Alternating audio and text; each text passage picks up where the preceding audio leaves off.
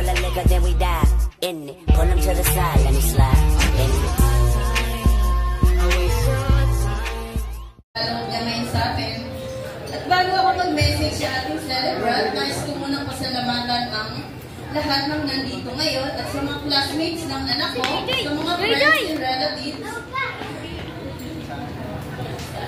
na nag-effort, yung iba ang layo pa ng pinanggalingan. Maraming salamat po. Nakaka-pressure pala talaga ang mag-prepare ng ganito. Hindi siya biro. Minsan nga, may araw na nag-iisip ako, kung kaya ba namin to? Kaya ko ba to? Ituloy ko ba namin to? Kasi ilang months din talaga namin pinag-isipan at pinaghandaan ang araw na ito.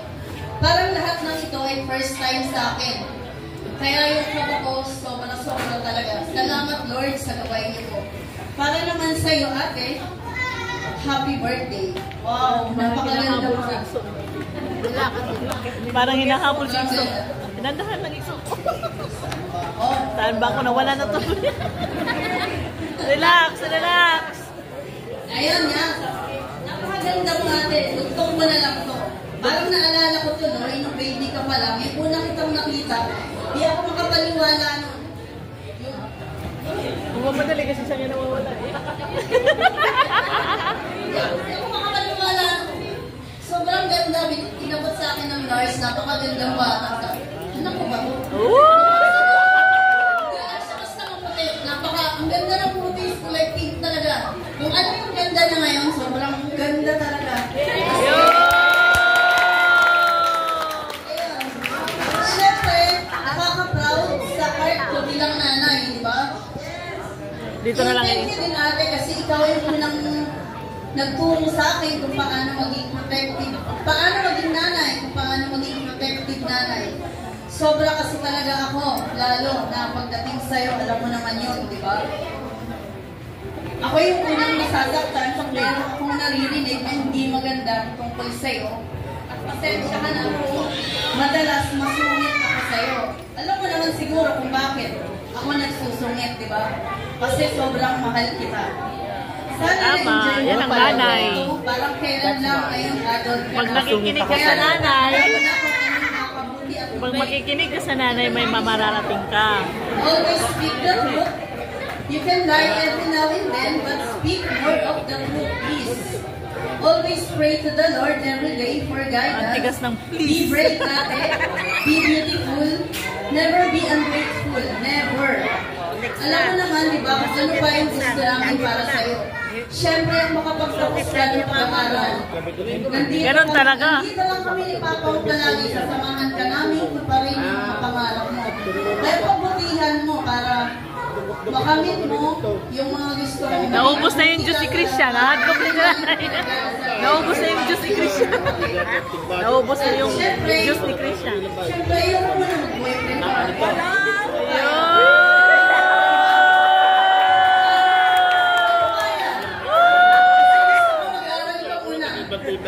Yun lang ibigay mo sa amin, okay na ako.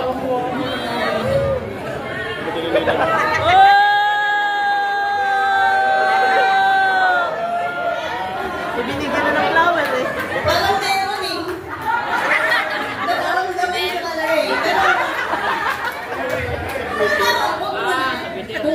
Kung gusto mahal mo yung anak ko, hintayin mo siya.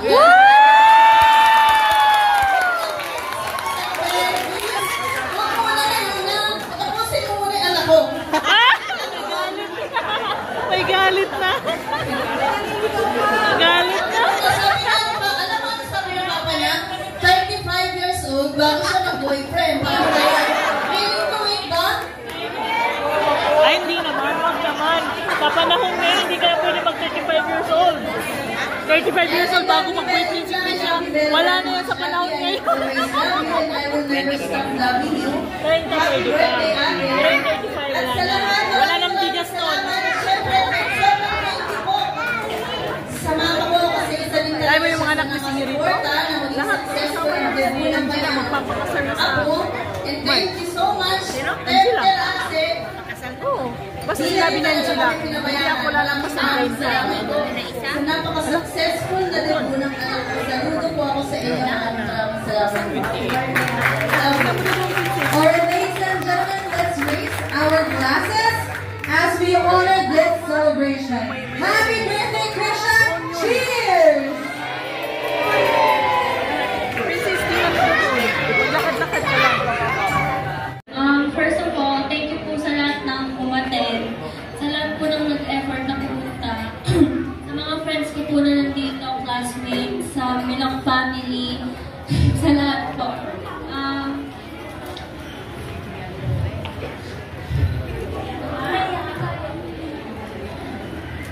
for making the effort to be here and celebrate this special day. I'm so happy to see you. Thank you rin po sa 18 roses, 18 candles, 18 gifts, and 18 bluebills. Your time, effort, and meaningful messages made this night even more special. I will always remember and appreciate this moment. Of course, I want to thank my parents, Mama, Papa, and pati po kay Mama lang, for making this day special. Thank you po sa lahat ng effort para maging memorable tong araw na to. I'm so grateful to have you as my parents. Thank you for making me experience this bubukan. Kahit ayoko talaga. And I know how much effort and love you for making this happen. I truly appreciate it. I love you, Mama. Lastly, thank you po sa teras, sa photographer ko po, makeup artist. Thank you po sa lahat niyong tumulong para maging possible tong gabi na to. Sa mga nagplano, nag-ayos at nag-effort para maging maganda ang celebration. Sobrang thank you po. I appreciate all the hard work and dedication that made this night. Again, thank you so much everyone for being part of the event. And sana po makauwi po kayo ng safe. Thank you so much. Once again, let's give Krisha a sounding. Night and day, it rained the whole day till on Sunday. I'm waiting for a shining day. Might be singing, might be murmur, might be love letters.